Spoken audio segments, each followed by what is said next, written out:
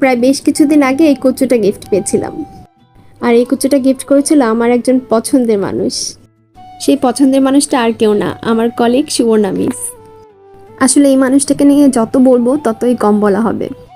তার সাথে হয়তো আমার সব কথাই মিলে না, কিছু কিছু সময় তো আমরা খুনসুটিও করি, আবার যে জিনিসগুলো মিলে না সেগুলো নিয়ে মজা করি, কিন্তু তারপরও দিন শেষে তার সাথে কথা বলে আমি শান্তি পাই। আসলে এমন একজন কলিগ পাওয়া কিন্তু অনেক ভাগ্যের ব্যাপার। সে আমার কাছে একজন আমার বড় বোন, মেন্টরস। আসলে আমি তাকে কলিগ হিসেবে ভাবতেই পারি না, কারণ সে সবসময় আমাকে আগলে রাখার চেষ্টা করে, আমার ভুলগুলিকে ধরিয়ে দেওয়ার চেষ্টা করে, আমি কিভাবে শোধরাতে পারি সেটার জন্য সাজেশন দেয়। যাই হোক, আবার কচুতে ফিরে আসি। কচুটা আমাকে সুবর্ণা মিস খাইয়েছিল চিকেনের একটা পদ রান্না করে, খুবই মজা হয়েছিল। আগে সেটা খাওয়ানোর পর আমাকে অফার করে আমি কি এটা নেবো নাকি। তো আমি আর কিভাবে তাকে ইগনোর করি, যেহেতু সে আমাকে রান্না করে খাইয়ে